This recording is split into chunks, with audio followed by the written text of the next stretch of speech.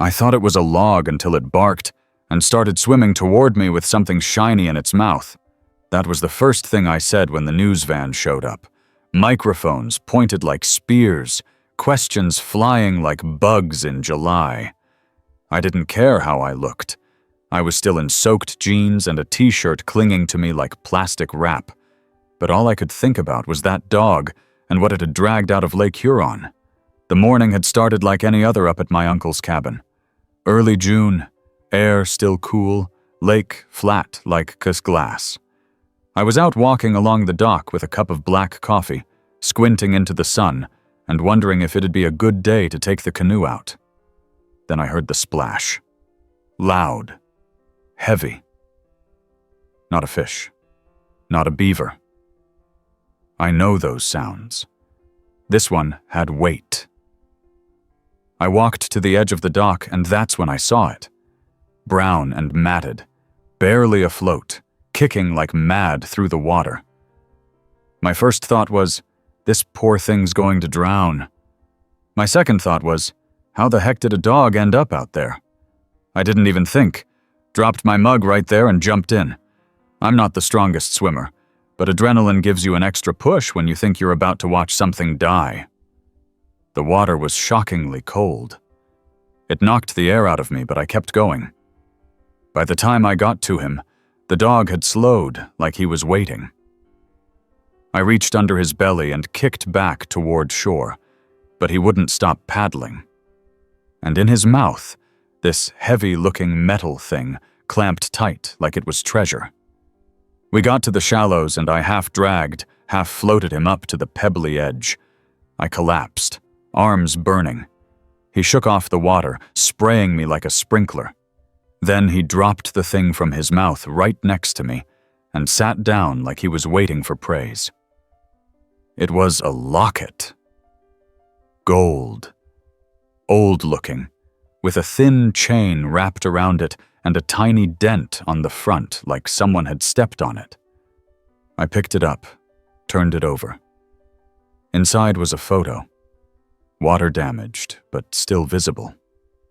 2 kids, maybe 6 or 7 years old. A boy and a girl, grinning like summer had never ended. I stared at that thing, shivering from the cold, and the questions spinning in my head. The dog barked once, sharp and loud. Then he started limping toward the trees behind the cabin like he knew exactly where he was going. I followed. The next hour was a blur of wet socks, scratched arms, and breathless wonder. The dog, who I later named Buck after the one in Call of the Wild, led me through the woods like he was on a mission. He'd stop and sniff, glance back at me, then keep going. We must have gone half a mile when he stopped in front of an old, half-buried rowboat turned over like a turtle shell, and right beside it, in a patch of soft moss, was a tiny mound. Dirt, just recently disturbed. I knelt down and brushed the top gently. My heart was hammering again, but not from swimming this time. I was scared. I don't know why exactly. Just that feeling you get when you're somewhere you're not supposed to be. Buck stood still, ears high, tail twitching. I started digging. Not even 2 inches down, I hit something. Metal, cold and rusty. A tin box, like the kind people keep old photos in. I pulled it out and opened it. Inside were letters, dozens of them, tied with faded blue ribbon. Some were barely legible, but others were crisp enough to read. The first one was dated 1983. To my darling Thomas, it began. My throat caught. I didn't know what I was looking at. Love letters? A secret stash? Memories someone couldn't bear to throw away? I sat there, soaking wet and dripping into the dirt, reading one after another. They painted a story.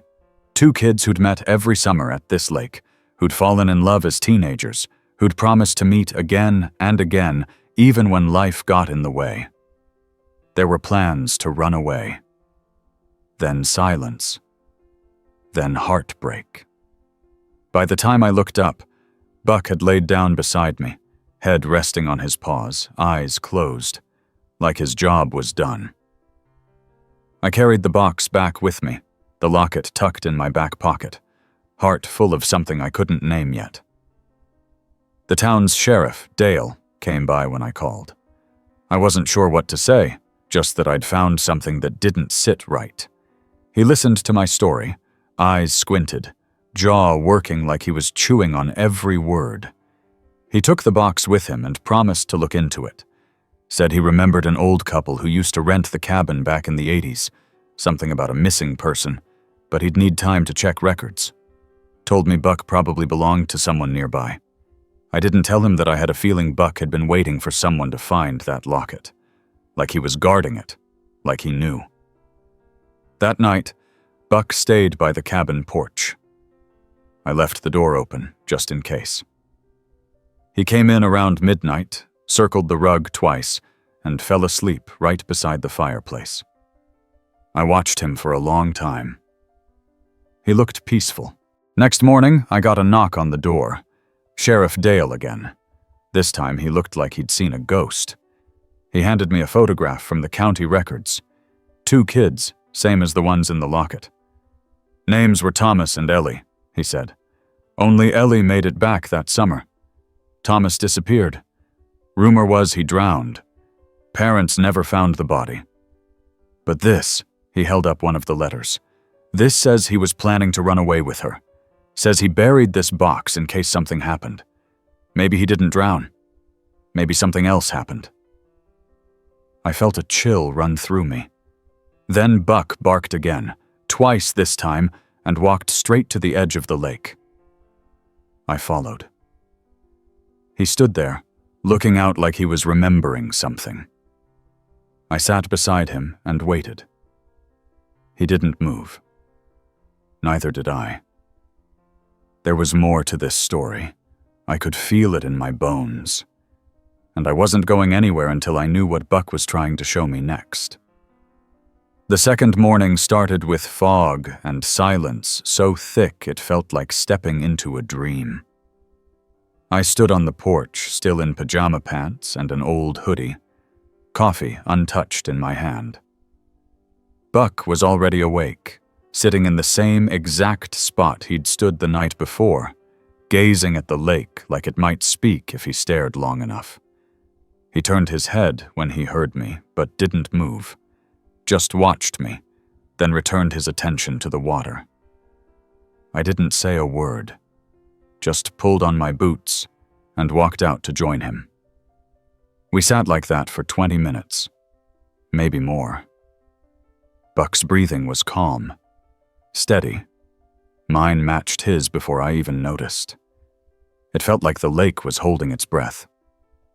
Finally, Buck got up and started walking again, this time not into the woods but around the shoreline, paws pressing quietly into wet sand. I followed. We passed driftwood and reeds, old fishing lines tangled in weeds, and 2 rusty soda cans half buried in muck. Buck paused at one of them and sniffed hard, then kept walking. I didn't ask questions, just walked behind him like a kid following a trail of breadcrumbs. About 20 minutes later, we reached a spot I'd never been to, tucked into a curve of the lake, surrounded by tall, thin trees that leaned like they were listening. A clearing opened up, and there, tucked beneath one of the pines, was an old wooden bench. Carved into the back was a heart with the initials T+E. Buck laid down next to it. I ran my hand along the carving. It had to be decades old, the way the wood was weathered. I sat down slowly, letting the bench take my weight and memories that weren't mine. Buck rested his head on my foot. It didn't feel spooky. It felt waiting. Like the air was holding something, like the stories from those letters still lived here. I pulled out the locket from my pocket. I'd kept it, cleaned it with a soft cloth, dried it carefully. It still smelled faintly of lake water, like it belonged to another time. "Where are you taking me, buddy?" I said softly. Buck thumped his tail once. Later that day, I drove into town. I needed more than questions. I needed answers.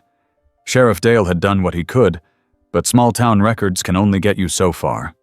I figured the library might offer something better, especially with its tiny local history section that nobody touched except bored high schoolers and old-timers. Mrs. Alderson, the librarian, perked up when I walked in.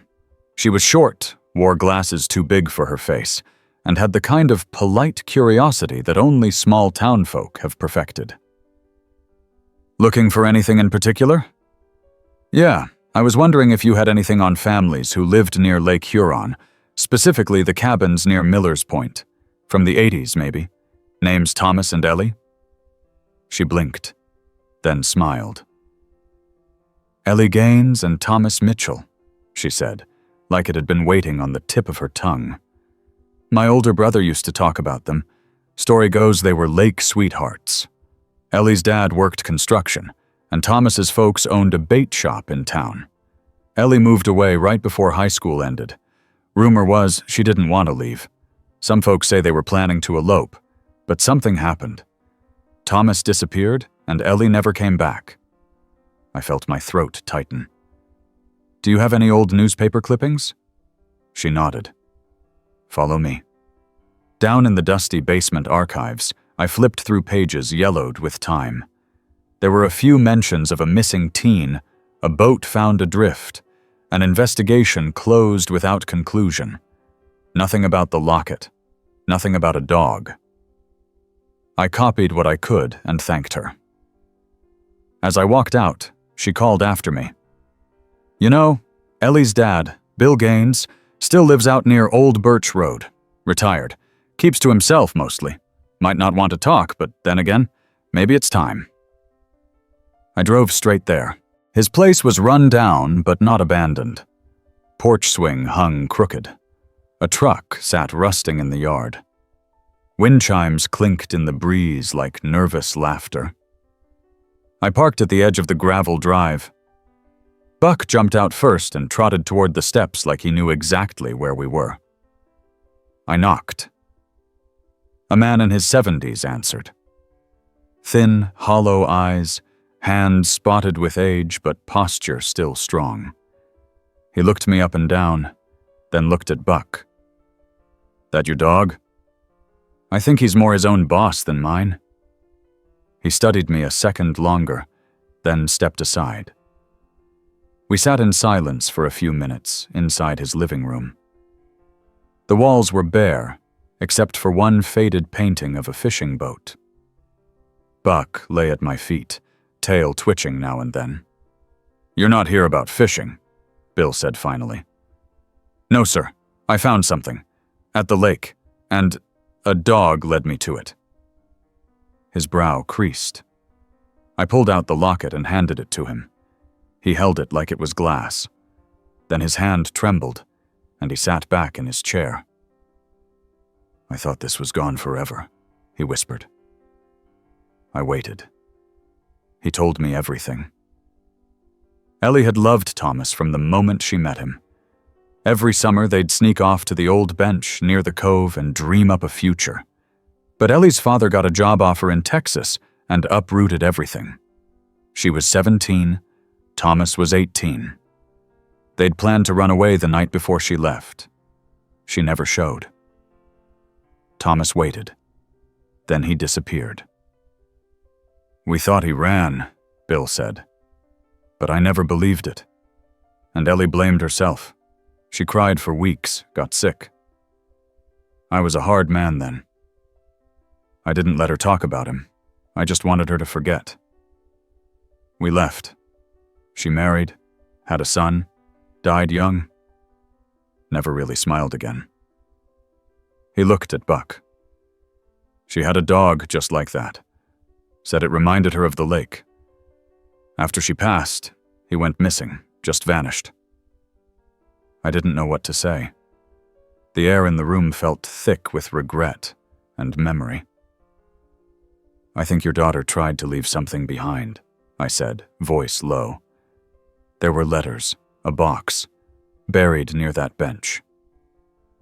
He closed his eyes, then nodded. I left him the locket. That night I sat on the dock again, Buck beside me. The moon was a silver coin in the sky. I reached down and scratched behind his ears. So what now? Buck licked his paw and rested his chin on his leg.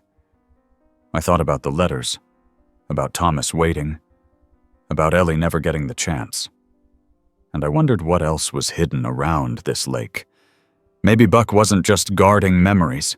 Maybe he was leading me somewhere I was supposed to go. And if he was, I was ready to follow. Buck started barking before the sun was up. I woke up on the couch, wrapped in a blanket that smelled like pine and lake air, heart already thudding as I sat up. The barking was sharp and consistent.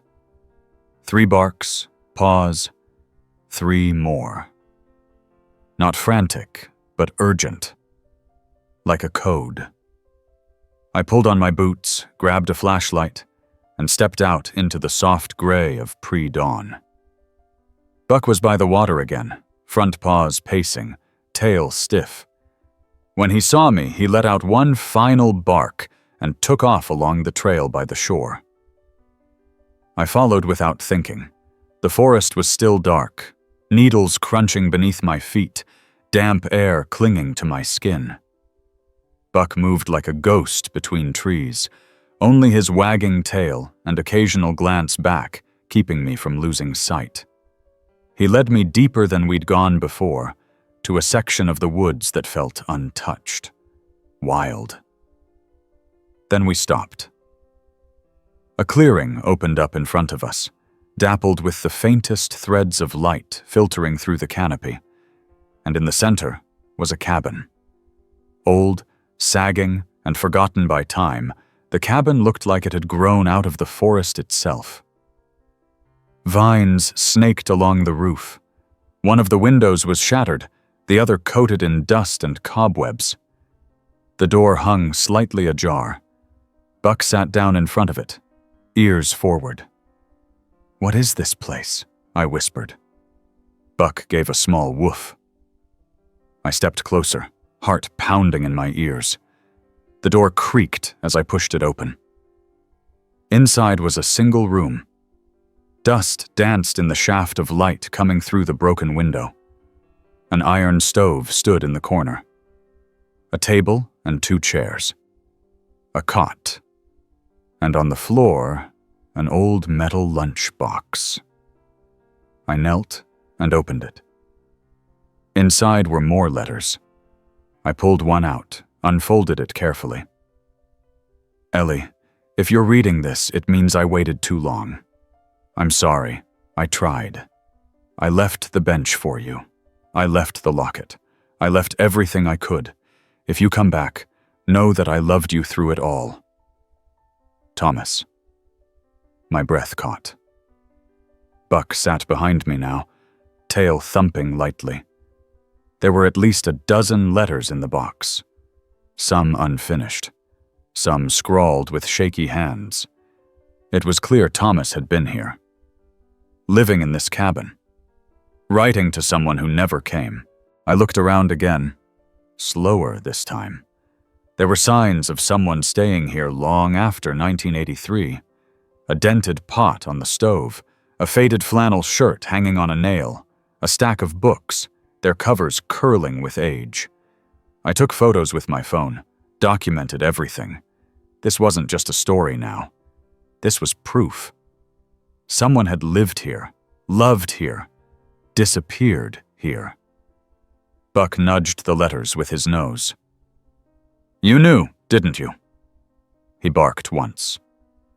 We walked back with the lunchbox in my arms. The fog had lifted by the time we returned, but my thoughts were cloudy. I couldn't stop picturing Thomas alone in that cabin, year after year, waiting for something he believed would come. Back at the main cabin, I spread the letters out on the table.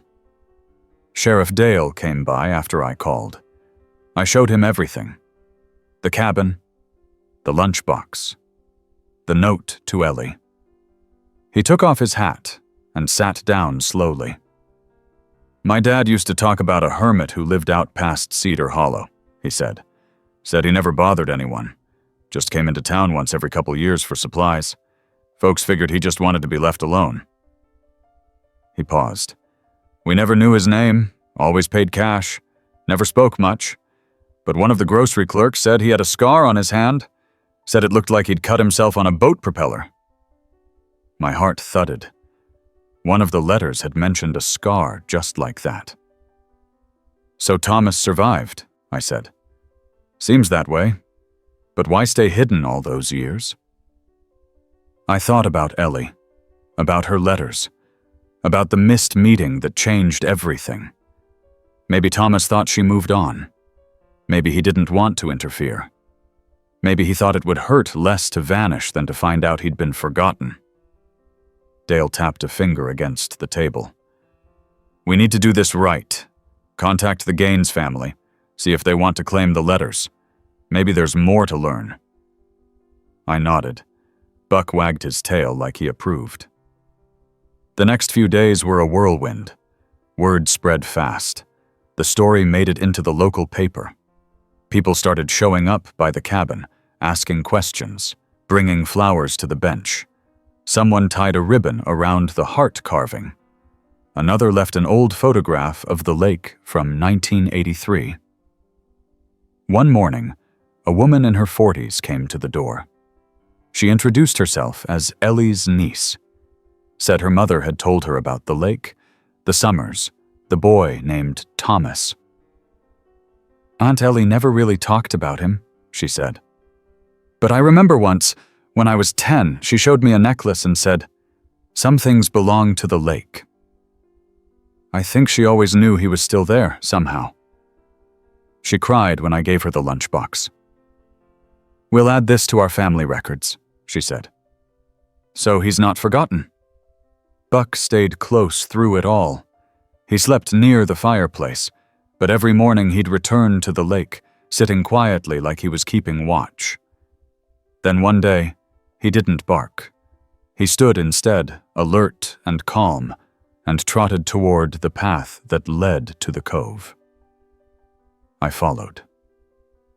We reached the bench, and there, standing in front of it, was a boy.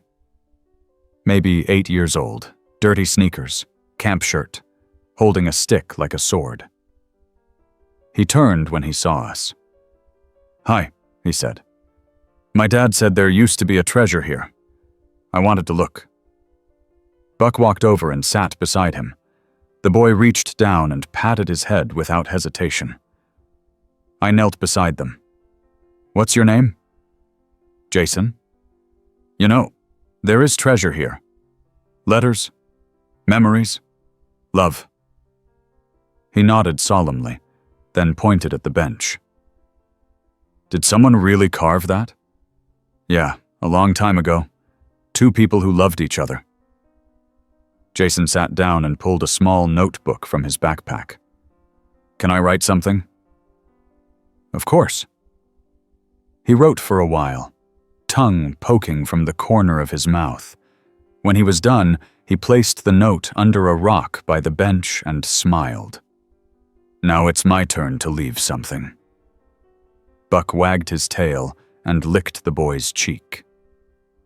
I sat beside them, heart lighter than it had felt in weeks.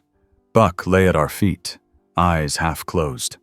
The lake shimmered, and I knew this story was far from over.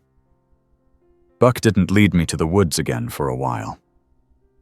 After that morning with Jason, everything slowed into a quiet rhythm. The cabin was fuller now, not with people, but with meaning. Buck and I would wake early, sit on the dock or walk around the lake, and occasionally visit the carved bench where someone always seemed to have left a note, a drawing, or a stone.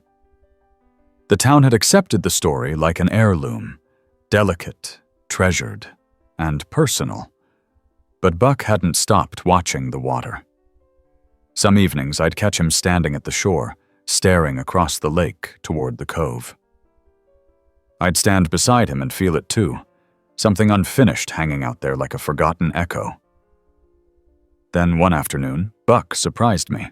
He barked once, sharp and clear, then turned inland, toward the far side of the woods, away from the bench and the hidden cabin. It was territory I hadn't explored. I grabbed my jacket and followed him, leaves crunching underfoot, the air thick with pine, and a scent like old stone. We walked for an hour, deeper into the forest.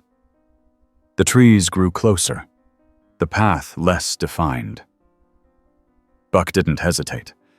He moved with certainty, his tail a slow metronome. Eventually, we reached a steep hill. Buck paused at the bottom, looked up at me, then climbed. At the top was a clearing, and in the middle of it, another grave. It wasn't marked. Just a pile of stones, weathered and moss-covered, some displaced by rain or time. At first, I thought it might have been an old animal burial, but Buck sat beside it with a solemn kind of stillness that made my stomach twist. I knelt beside the stones. One, larger than the rest, had faint scratches on it. Someone had tried to carve initials, but time had worn them down. I couldn't make them out clearly. "Is this Thomas?" I asked quietly. Buck didn't move. The air shifted, as if the forest itself leaned in. I started brushing the moss away carefully, trying to read the markings. A T? Maybe. Possibly an M? I wasn't sure.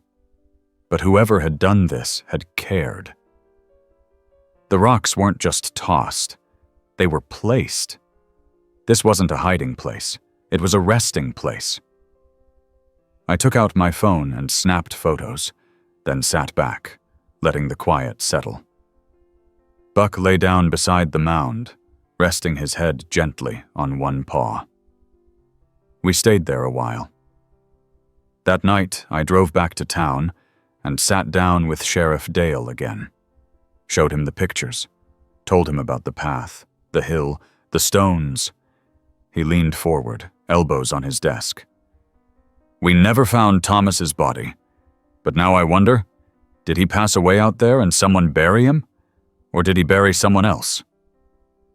I hadn't considered that. "You think someone else could have been with him?" Dale nodded. "Maybe. Or maybe someone found him after. A friend, a drifter. There were old rumors of a forest guide who used to help campers out there. Lived off the grid, name was Caleb. Showed up once in a while, then disappeared again. Could Caleb have buried him? Maybe. If he did, he didn't want anyone to know. But that grave wasn't careless. That was love. Or guilt. Or both. He made a few calls, promised to have the county look at the site properly, said he'd speak to a forensics team, see if there were any missing persons that matched. But I could tell. Even if the grave was Thomas's, there wouldn't be an easy answer. I left feeling hollow. Back at the cabin, Buck was curled up near the fireplace. I sat beside him and pulled the locket out from the drawer where I'd placed it, holding it between my fingers. The chain coiled like memory. The next morning, Buck was waiting again. This time he didn't bark. He just stood by the path, looking at me like I already knew what to do. He led me to the lake, but instead of going around it, he waded into the water. I froze. "Hey, what are you doing?" He paddled forward calmly, stopping about 20 feet from shore. Then he turned and barked once. I pulled off my boots, stepped into the water, and followed. He led me slowly, circling toward the far end of the cove, where the water grew darker, colder. My feet brushed against rocks and old branches. We reached a point where the lake bed dropped sharply. Buck paused, then dove under. My heart jumped. I scanned the surface, breath tight. He resurfaced 5 seconds later, something black in his mouth. He swam back and dropped it into my hands, a waterproof pouch, the kind hikers use. It was coated in algae, the zipper rusted, but intact. We waded back to shore. Inside the pouch was a journal, mold-streaked, faded, but legible. I opened it carefully and began to read. It was Thomas's.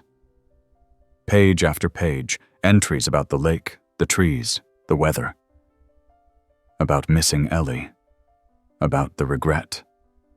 The loneliness. The hope she might one day find his messages. And near the back, an entry that made my breath catch. Saw a man near the ridge today. Said his name was Caleb. Seemed kind. Brought me supplies. Asked if I was alone. I lied. I said I was waiting for someone. He said that kind of waiting takes a toll. The next few entries mentioned Caleb again. A quiet presence. A man who listened but didn't pry. Who helped fix the roof of the cabin. Who brought canned peaches. And the final entry. Feel weaker lately. Caleb came again. Said I should leave the letters where Ellie might find them. Said dogs are better messengers than people sometimes. I told him I carved the bench, that I left the locket where she'd know. He smiled, said he'd make sure. I think he will. Tears blurred the ink. He knew, I whispered. He knew he wasn't going to last. I placed the journal gently back in the pouch and looked at Buck. You were the messenger, weren't you? He looked up at me, eyes soft. That night, I typed up the journal entries, cleaned the photos, and organized the letters into a binder. I wanted it preserved, not just as a story, but as a legacy. The town planned a small ceremony at the bench the next weekend. Not a funeral. A remembrance. Quiet and simple. Flowers, letters, a few people sharing what the lake meant to them. Buck and I went every day, leading up to it. The air always seemed to shift when we arrived, like something unseen was taking a breath. And each time, Buck would sit and stare, not at the bench, but across the water, as though still listening for someone to arrive. The morning of the ceremony began with fog so thick I couldn't see past the trees. Buck and I walked the familiar path in silence. The bench was barely visible through the gray mist when we arrived, but someone had already been there. A small bouquet of wildflowers sat on the seat, tied with a blue ribbon that fluttered gently in the breeze. A folded note rested beneath the flowers, weighed down by a smooth river stone. Buck sniffed the bench once, then lay down in front of it like a sentry. I didn't open the note, not yet. Somehow it felt like it wasn't mine to read. Instead, I sat next to Buck and looked out over the water. The fog made the lake seem endless. Somewhere beneath it were memories and messages and 1,000 unanswered questions. People started arriving slowly. Locals, mostly. A couple of families who'd spent summers nearby, a few of the older residents who remembered the Gaines family. Sheriff Dale came too, holding a folder of documents and wearing a suit that looked like it had seen more weddings than courtrooms. Everyone was quiet. No speeches. Just nods, shared glances, and the occasional whisper of old memories. Then Jason came, the boy from before. He wore the same camp shirt and held his notebook. His mother walked beside him and knelt at the bench, brushing her fingers across the carved heart. Jason placed a new note under the same rock. He looked at me as he stood up. "Can Buck come to camp next week?" I smiled. "We'll see if he's up for it." Buck gave one wag of his tail. The crowd slowly thinned as the morning wore on. By the time the sun started to break through the fog, only Dale and I remained. He sat beside me, folder resting on his lap. "I had some of those letters scanned," he said. "We're going to archive them at the town library, not just the ones Ellie left. Thomas's too. People should remember the full story." "I think that's what Buck wanted," I said quietly. Dale nodded. "And that grave, county confirmed it's human remains. No official ID yet, but everything lines up with Thomas. Found a belt buckle matching the bait shop logo his family used. DNA's being tested against some distant relatives. Could take time." I didn't respond. There wasn't anything else to say. The story was becoming something more than what I'd stumbled into. It belonged to the town now, to the lake, to everyone. Buck stood suddenly, stretched, and gave a quiet woof. He trotted off toward the woods again, but this time not to the old trail or the cabin. He veered left, following a narrow stream I hadn't noticed before. I followed. We walked for nearly half an hour, the air growing cooler, thicker with the scent of moss and damp earth. The stream wound through rocks and fallen logs, finally opening into a small glade. And there, hidden behind a curtain of ivy, was something that stopped me cold. Another structure. Not a cabin. A shed. Wood planks gray with age, roof half collapsed, vines crawling over the walls. A single window stared out like a blind eye. Buck barked once, then pawed at the door. I reached for the handle and pulled. It groaned, but opened. Inside was dust, broken crates, and a cot frame. But on the far wall, carved into the wood, were words. "Still waiting." Beneath it, initials, TM. And next to it, in a smaller, more delicate script, "Always searching." E.g. My chest tightened. 2 people had found this place, left marks for each other. Maybe not at the same time, but somehow they'd shared it. I stepped outside and sat on the edge of a stump. Buck sat beside me. "Do you think they knew?" I asked. Buck licked his paw and rested his chin on his leg. That night, I brought supplies to the glade, cleaned the shed, rebuilt part of the roof with some planks from town, hung a lantern. It wasn't much, but it was a start. I didn't want this place to be forgotten either. Over the next few days, I kept coming back, fixing what I could. Buck always led the way, and each time I came, I felt something lighter in the air, like the forest had started to exhale. Then came the envelope, left on the porch. No stamp, no name. Inside were 3 photos. One of Thomas and Ellie as kids, different from the locket photo.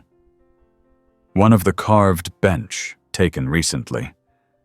And one of the shed. On the back of the last one was a message. Some stories never end. They just change hands. No signature. I turned the photo over again and stared at it. Someone else knew. Someone else had been part of this all along. Caleb? A relative? Someone watching from a distance? Buck came and rested his head on my knee. I scratched behind his ears. I spent the next morning organizing everything into boxes. Letters, journal pages, photos, maps. I labeled them carefully. Lake Huron Story, Part 1. Just in case someone ever needed to find it all again.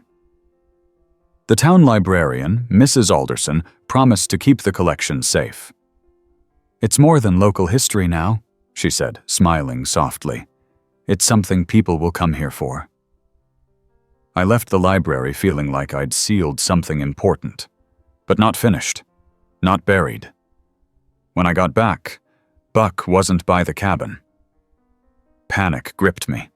I called his name, ran to the dock, checked the trails, the bench, the cabin ruins, the shed. No Buck. Then I saw the paw prints, In the sand by the shore, a fresh trail, leading west around the far side of the lake, somewhere we hadn't gone. I ran. For nearly a mile, I followed the tracks until they led me into a clearing I'd never seen. And there he was. Buck was sitting in front of a small cairn of rocks. Not a grave, just a marker. Flowers tucked between the stones, a tiny wooden carving of a heart in the center. I approached slowly. The carving had initials again. Not just T and E, but J. Jason. A note rested beside it, written in childish scrawl. For them, so they know we remember. I blinked hard, feeling the sting behind my eyes. Buck turned to me. He didn't wag his tail, just looked. Steady. Soft. Some stories don't end, some stories grow, and some get passed on in the quiet footsteps of a dog who remembers everything. I sat beside Buck in the fading afternoon light, letting the silence settle in. The lake shimmered beyond the trees. The wind moved gently through the leaves, and the world kept turning. And I knew deep down, this was only the middle of the story, not the end. A few days after finding Jason's cairn, I woke up to the sound of rain tapping gently against the window and the distinct smell of wet fur. Buck was curled up by the door, ears twitching with every patter from the roof. I'd left the window open a crack, and the cool breeze carried the scent of pine, damp soil, and lake water. It was the kind of morning that invited stillness, but Buck had other plans. He stood and stretched with a groan, then padded toward the door, waiting for me to get up. Something about the way he moved told me we were going somewhere important. I dressed quickly, pulled on my raincoat, and followed him outside. The forest glistened in the soft gray light, leaves dripping, puddles forming along the trail. Buck didn't seem to mind. He walked with purpose, tail steady, paws splashing through the mud without hesitation. He led me along the North Ridge, an area I hadn't explored much. It was steeper than most of the lake trails, but the view at the top was breathtaking. Even with the mist and rain, I could see the water below stretching like a mirror, and beyond it, the little clearing where Jason's cairn stood. Buck stopped at a large pine tree with a hollowed trunk. He sniffed around its base, then sat down beside it. I knelt to see what had caught his attention. Inside the hollow was a rusted tin can. I pulled it out gently and opened the lid. Inside were folded papers, brittle but dry. I unfolded the top sheet and immediately recognized the handwriting.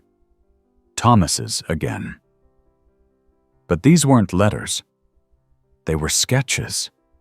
Drawings of the lake, the bench, the cabin, even the shed in the glade. One depicted two figures holding hands at the water's edge. Another showed a dog. Not Buck, but one that looked just like him. The last drawing was of a small boat, anchored near the cove.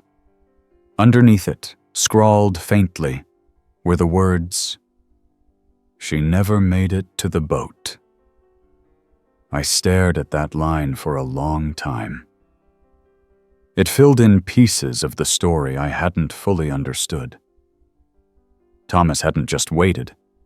He'd made plans, built escape routes, left clues for someone who never arrived. Buck nuzzled my elbow. I gathered the drawings and placed them carefully into my backpack. As we headed back, I couldn't stop thinking about the phrase. Something about it lingered. The boat had never come up in the letters. Not once. Only here. In these hidden sketches. Back at the cabin, I spread them out on the table beside the locket and journal. A new map began to form in my mind, one filled with all the stops Buck had taken me to. The bench, the cabin, the grave, the cairn. And now, this pine tree with the sketches. But the boat, that was still a mystery. I visited the cove again the next day, combing the shoreline carefully.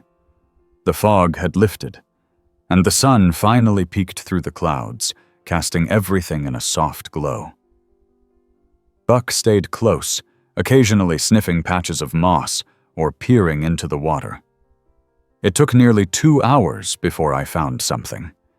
Half buried under mud and stone, just near the tree line, was a small wooden anchor charm. Its edges were worn smooth, but the initials T+E had been carved into it with care. I held it in my palm, heart beating fast. Buck stood beside me and let out a low whine. They were supposed to meet here. I called Dale later that evening, told him what we'd found.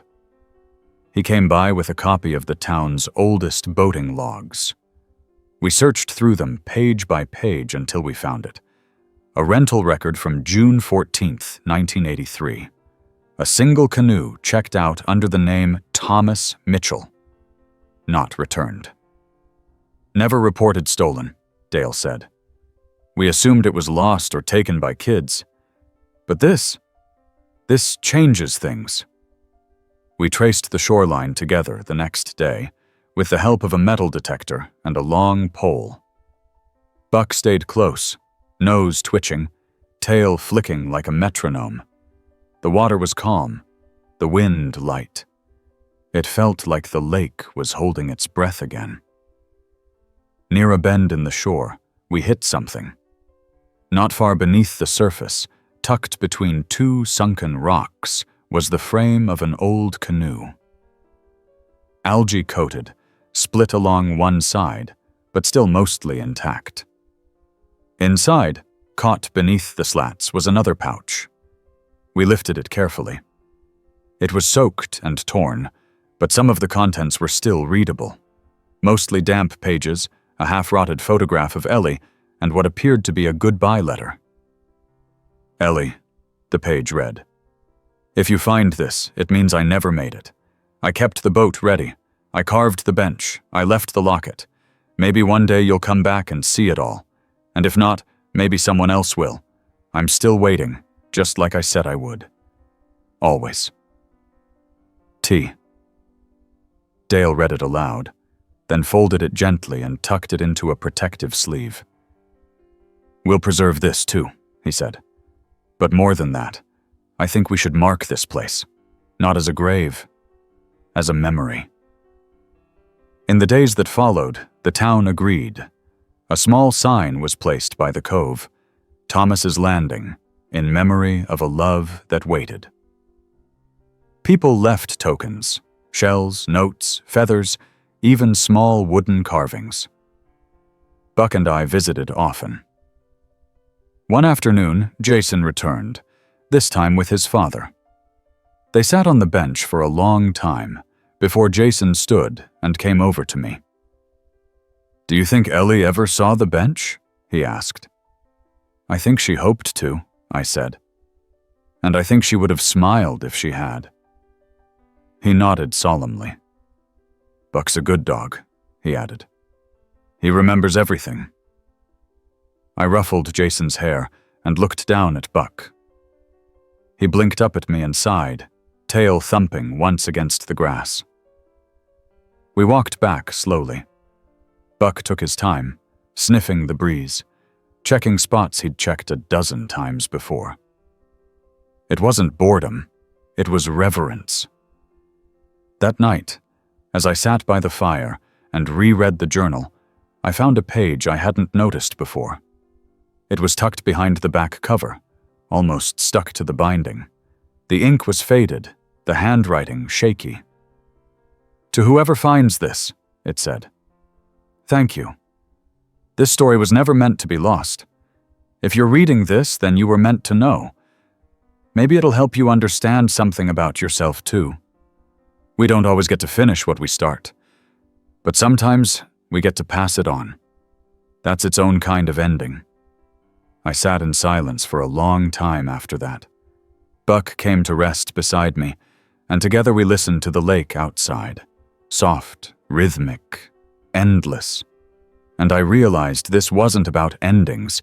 It was about remembering, about sharing, about walking the paths left behind and discovering new ones in their place. And Buck, faithful as ever, would keep guiding me down every one of them. The heat came early that week. July settled on the lake like a thick wool blanket, heavy, still, and humming with insects. Every leaf shimmered in the sunlight, and the air held that sticky sweetness of pine sap and warm water. Even the birds moved slower, as if time itself had softened. I had started keeping a journal of my own. Nothing fancy, just a spiral notebook filled with observations, moments with Buck, and new discoveries around the lake. Something about walking these woods now felt different, like every path might lead somewhere sacred, somewhere forgotten, somewhere waiting. That morning, Buck sat beside the bench again. I'd stopped trying to guess where he'd go each day. I simply followed. He had an internal compass I trusted more than any map. Sometimes he led me in circles, sometimes straight to something unexpected, but always somewhere that made me stop and think.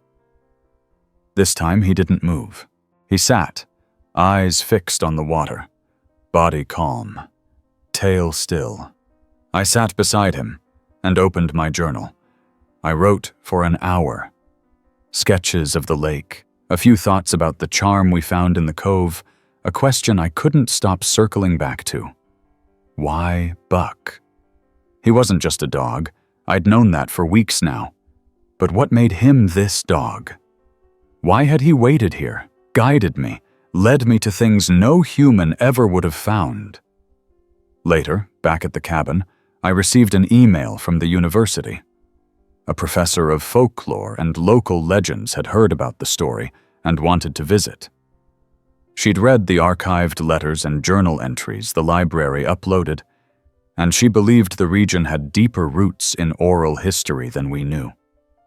Her name was Dr. Lydia Crane. She arrived 2 days later, wearing hiking boots, a wide-brimmed hat, and the kind of calm authority that made people listen without asking why. "Your dog is famous," she said, smiling as Buck greeted her with a slow wag and a wet nose nudge. We sat on the porch with sweet tea as the sun dipped low behind the trees. "I've spent my career studying stories like this," she said. "Places where time folds a little, where memory seems embedded in the land. And animals, especially dogs, often become the keepers." "The keepers?" I asked. She nodded. "In oral traditions, dogs are seen as guides, messengers, not just between people, but between the past and present, sometimes even between the living and the lost." She paused, watching Buck as he sat by the edge of the porch, his head tilted toward the lake. "I think your Buck was meant to carry this story, until someone was ready to finish telling it." That night, I couldn't sleep. Her words spun in my head. I walked outside under the moonlight, the lake glistening silver. Buck padded up beside me and nudged my hand. "You're more than you let on," I whispered. He leaned against me gently. The next day, Buck surprised me again.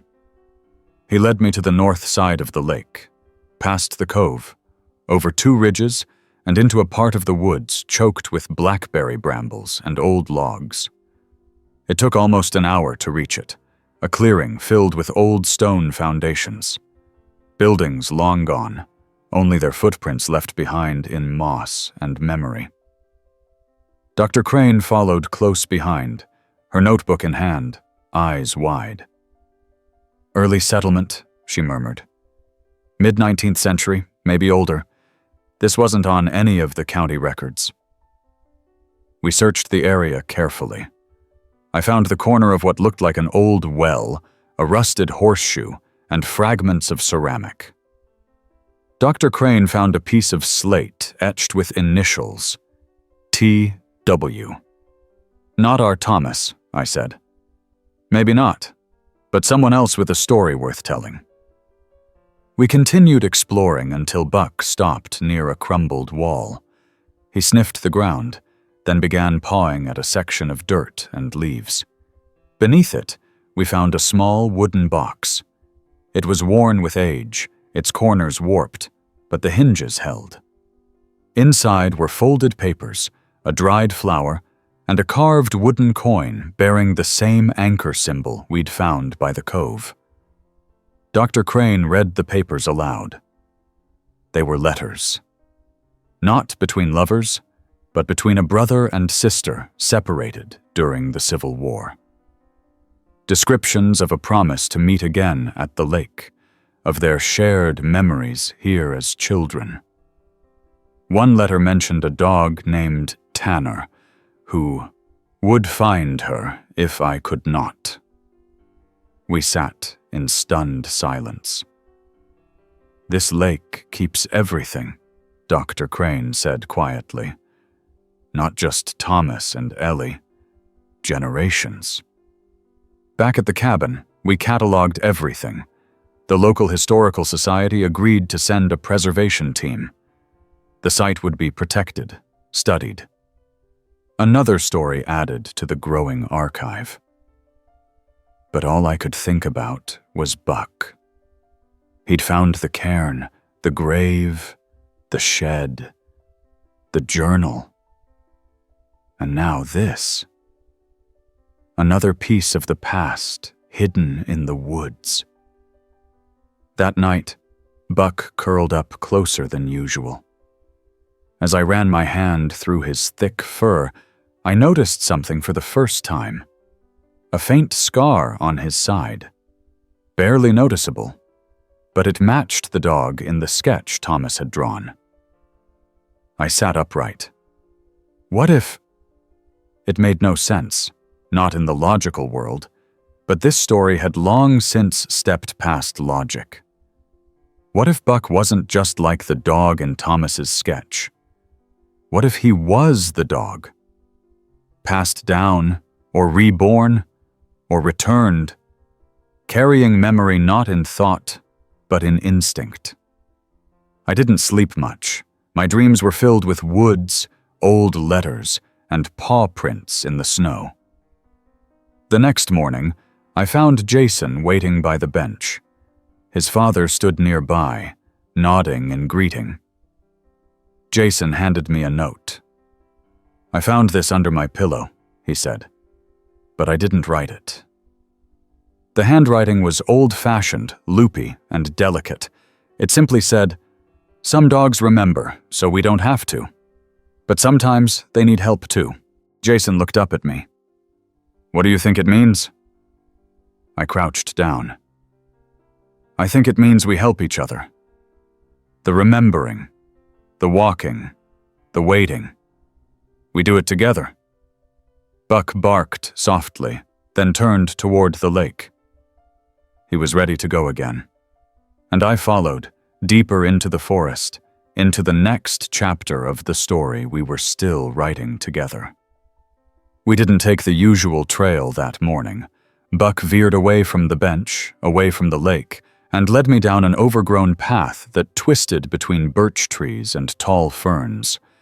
The air was damp from the rain the night before, and the ground gave slightly under our steps. It felt like we were walking through a place that hadn't been touched in years. I kept my notebook tucked in my jacket pocket, ready to document whatever Buck showed me next. I'd stopped questioning his sense of direction long ago. If he led us somewhere, there was always something to be found. The trail eventually narrowed, branches brushing our shoulders, and opened into a small hollow surrounded by stones and moss. There, half buried in the earth, was something unexpected. A mailbox. Buck sat beside it, tongue out, tail swishing lazily. The mailbox was old, metal turned dull gray with rust. The red flag was missing, and the post had long since leaned to one side, but it was intact. The door creaked when I opened it. Inside was a bundle of envelopes tied with twine. Each was addressed the same way: to whoever still believes. I took them out gently, sat cross-legged on a dry patch of moss, and opened the top one. The handwriting was tight and careful. Dated 1996. Sometimes I come here to remember. Sometimes I come here to forget. Either way, this place listens. Maybe you'll read this one day and understand why I had to leave. I didn't stop loving anyone. I just stopped knowing how to stay. I opened another. This one was dated 2003. There's a dog who watches the bench now. I don't know where he came from, but he seems to know where he's going. He reminds me of someone I knew once, someone brave enough to wait. I hope he finds who he's looking for. There were more. Dozens. Spanning decades. The letters weren't from Thomas. They were from others. Visitors, wanderers, people who had stumbled upon the lake and left behind pieces of their hearts in ink and paper.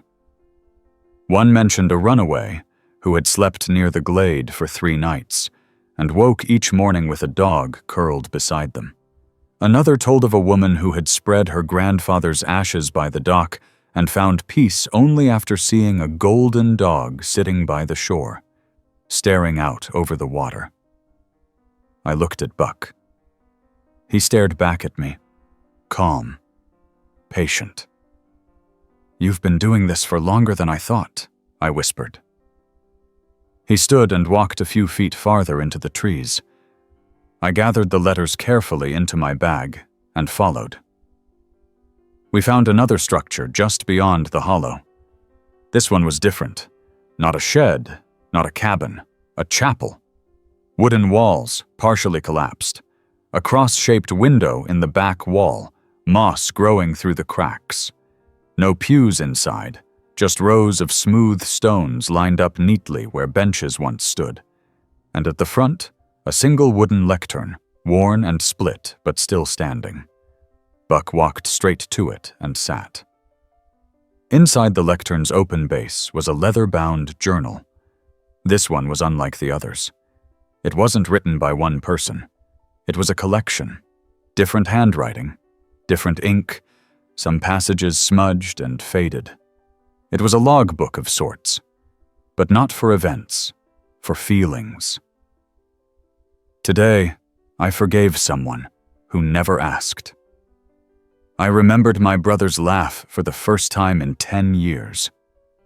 I buried the letter here. I hope that's okay. I prayed, even though I don't know if I believe. It felt like the right place. The pages went on and on. This lake wasn't just a place for lost lovers. It was a sanctuary, a place where people left what they couldn't carry anymore. I sat on one of the flat stones and let the quiet wrap around me. Buck lay down nearby, eyes half closed, tail flicking gently.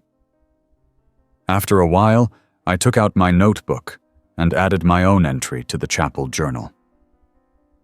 I came here following a dog who remembers everything. I thought I was learning someone else's story, but now I think I'm finding my own. That afternoon, we returned to the cabin. I dried the mailbox letters carefully, organized them in plastic sleeves, and called Mrs. Alderson at the library. She met me the next morning, eyes wide as I laid the stack of letters on the front desk. "These don't belong in the archive," I said. "Not yet. People are still writing them." She nodded slowly. "We'll keep them here, but we'll also leave a note in the history section. Tell folks to go look for the mailbox if they really want to understand." I smiled. It's what the letters would have wanted. Buck and I stopped by the chapel once more that week. I placed a small wooden sign outside. The listening place below it, a note. Write if you need to. No one has to reply. More people came to the lake in the weeks that followed. Some were from nearby towns. Others drove in from states away after hearing the story. They brought stories of their own. Family rifts, heartbreaks, regrets, small joys they wanted to tell someone, even if no one answered. And always, they found Buck. He'd greet them gently, guide them to the bench or the glade or the chapel. Then he'd return to the cabin, curl up beside the fire, and sleep like a guardian between moments. One evening, a man in his 60s arrived. He introduced himself as Mark, said he'd been stationed overseas in the 80s, came back home only to find the girl he loved had married someone else. He never wrote her back. I didn't know what to say, he admitted, so I never said anything. He sat at the chapel for hours, just him and Buck. The next morning, I found a letter in the chapel's journal. It wasn't signed, but it said, "I think she forgave me. I think the dog told her." That was the day I finally started to understand. Buck didn't just lead people to memories, he led them to forgiveness. Not from others, but from themselves. I stood at the edge of the lake with Buck beside me. The water shimmered like a sheet of sky laid flat. "I think we're part of this now," I said. Buck blinked up at me, then turned and trotted back toward the trees. There was still more to find, more to remember. And we weren't done walking. That summer wore on like a gentle dream, one you forget is happening until it's almost gone. The days grew longer and brighter, the air thicker with the scent of wild flowers and cedar bark warmed by the sun. Every morning, Buck waited by the cabin door. Sometimes he'd lead. Other times, he'd just sit and watch as I wandered. People still came. More than before. Some just to walk the trails, others to visit the chapel. A few stayed long enough to sit with Buck, to scratch behind his ears or follow him down a path they didn't even know they needed. And more letters appeared. In the mailbox, inside the chapel journal, tucked beneath smooth stones by the bench. Some left stories. Others left apologies. Some just left names. Everyone felt important. One afternoon, a girl no older than 15 showed up with her parents. She barely spoke at first, kept her arms crossed, eyes down, but Buck walked right up to her and nudged her gently. She knelt, hugged him tightly, and didn't let go. Her mother sat beside me on the bench and explained. Their family had lost someone. The girl's older brother, drowned in a river back home the year before. They hadn't known how to help her, until someone told them about this place. "She doesn't like talking to people," the woman said. "But animals, that's different." We watched in silence as the girl followed Buck to the chapel. She stayed there alone for over an hour. When she returned, she was smiling.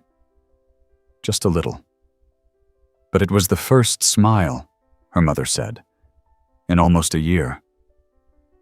Buck walked her all the way back to their car. When she got in, she waved. Another day, a man came who used to own one of the cabins across the lake. He said he hadn't been back in 30 years, not since his wife had died. He brought an old fishing rod, still dusty, still strong. "I figured I'd leave it by the bench," he told me. "Thomas might have used one like it." He placed it carefully beside the carved heart, resting it so the handle pointed toward the lake. Then he sat down and didn't speak for a long time. Buck laid at his feet, head resting on his paws. "I thought if I ignored this place long enough," the man said quietly, "I'd forget how much it meant. But I think I needed it more than I wanted to admit." He left that evening with lighter shoulders. Sometimes I'd find offerings in the oddest places. A stone etched with initials near the glade, a hand-woven bracelet hanging from a tree limb by the shed, a music box on the dock, playing a soft, tinny melody when opened. Buck never touched any of it, just sat nearby, listening. Dr. Crane visited again in early August. She brought copies of archived letters from the surrounding counties, similar stories, different lakes, different towns, but none had the consistency of what we'd found here. "This isn't just a place," she said. "It's a living memory. And Buck, he's part of that memory." She watched him as he sat by the fire that night, eyes closed, tail curled around his side. "He's doing what no one else can. He's carrying grief without being broken by it." We sat for a long time in silence, listening to the wind rustle through the trees. One night, a storm rolled in, the loudest since I'd arrived that summer. Lightning lit up the sky in jagged flashes, and the thunder rumbled so deep the windows trembled. I woke to find Buck standing by the door, alert but calm. He looked at me once, then pushed the screen door open with his nose. I followed. He led me back to the chapel. It was still standing, though the wind had stripped leaves from the surrounding trees and scattered branches across the clearing. Buck walked inside and stopped in front of the lectern. A fresh letter lay atop it. I picked it up. The paper was soaked, the ink smeared but still legible. "I came here to scream," it began. "But I found silence, and somehow that was louder. Thank you." No name. No date. I placed it in the back of the journal, pressed flat between two drier pages. After the storm, the world felt washed clean. The lake sparkled under the morning sun, and the grass felt fresher, greener. Even the air had a crispness to it that hadn't been there before. I started leaving food and water for Buck outside, even though he rarely ate in front of me. Somehow, he always stayed strong, always ready to walk again. Then one evening, just as the sun dipped low and painted the trees in gold, he barked once and took off running. Not in panic. In certainty. I sprinted after him, heart pounding, feet thudding against the trail. He led me through the woods, past the mailbox, past the glade, to a hill I hadn't climbed before. At the top was a lone pine tree, and beside it, a boy. Jason. He was sitting with a notebook, writing something quickly, eyebrows furrowed in concentration. "I followed him," he said, not looking up. "I thought maybe he was showing me something just for me." He looked up at me and grinned. I was right. He handed me the notebook. The page was filled with sketches, a new bench, a new heart carving, a dog in the center, tail curled, eyes calm. "I think it's time to build another one," he said, "for whoever comes next." Buck barked once and laid down between us. We stayed until the sun disappeared, until the stars blinked on one by one and the crickets began their nightly song. I looked at the boy beside me, the dog at my feet, and the pine tree overhead. Something was beginning again. Something we hadn't named yet. And we weren't finished walking. Not even close. The days shortened in quiet ways. You don't always notice it when you're wrapped in purpose, but the sun dipped a little earlier each evening, and the wind whispered cooler across the water. I had stopped marking the dates. Time at the lake didn't pass like it did in the rest of the world.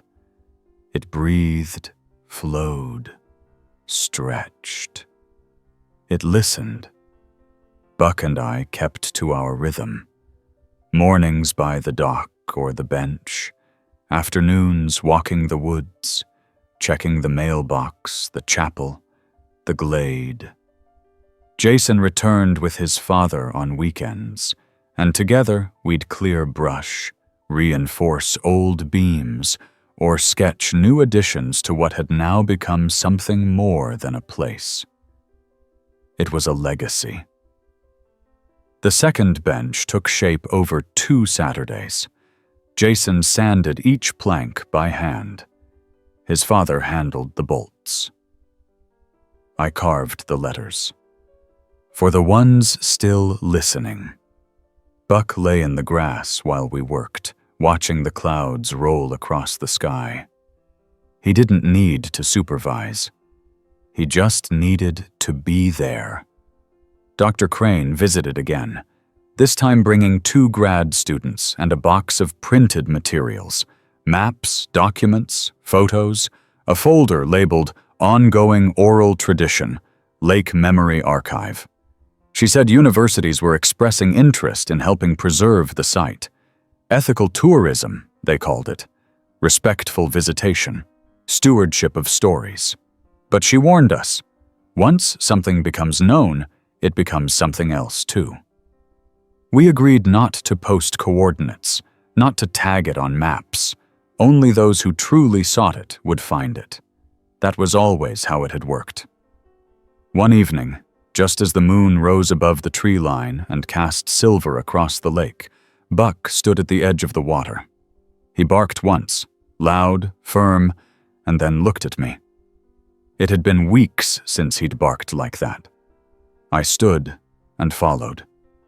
He walked to the cove where the old canoe frame still lay beneath the water, now marked by a small buoy and a plaque placed by the county. He stopped beside the rocks and sat. I joined him. The air was still. No wind, no bird calls, only the soft hush of waves brushing stone. He turned his head and stared at me. And I knew. He had brought me to the beginning, the place where he had first emerged from the lake with the locket in his mouth, where everything had started. He stood, took a few steps, then lay down. His head rested on his paws.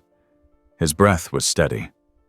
Eyes open, but distant. I sat beside him, my hand on his back. "I get it now," I whispered. "You weren't just waiting for someone to find the story. You were waiting for someone to carry it." His tail thumped once. We stayed there until the moon was high. He didn't move when I stood. Didn't follow when I walked back. I looked back once and saw him still there, glowing faintly in the silver light. I returned at dawn. He was gone. Not in the sense that he wandered off, but in the sense that the place where he had been was still and undisturbed. The same way the chapel was quiet. The same way Thomas had become part of the lake. I walked the paths we'd traveled together. The mailbox, the glade, the hill, the second bench. His presence was everywhere. Not as a ghost. As a guide, absorbed into the rhythm of the place. People still came. Jason came every weekend, now leading new visitors with the quiet focus of someone who understood the weight of listening. The chapel filled with new entries. The mailbox swelled with more letters. The second bench never sat empty for long. The lake had taken Buck back, I believed. Or maybe he had finally given everything he was meant to give. In the weeks that followed, I stayed close, kept the trail clear, rebuilt a section of fence that had collapsed near the ridge, answered letters left at the cabin door. Some had no return address. Others just said, "For the one who walks where the dog once did." Then, one late September morning, I heard something in the woods. Not a voice. Not a bark. Pause. I turned.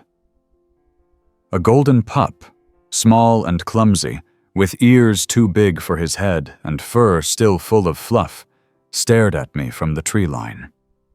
He blinked, took one cautious step forward, then another, and then he ran straight into my arms. He smelled of pine and earth. His fur was soft, his breath warm. Around his neck was a strip of fabric tied like a collar. On it, stitched in uneven thread, was a name. Echo. I held him close and laughed, a sound that cracked open something in my chest.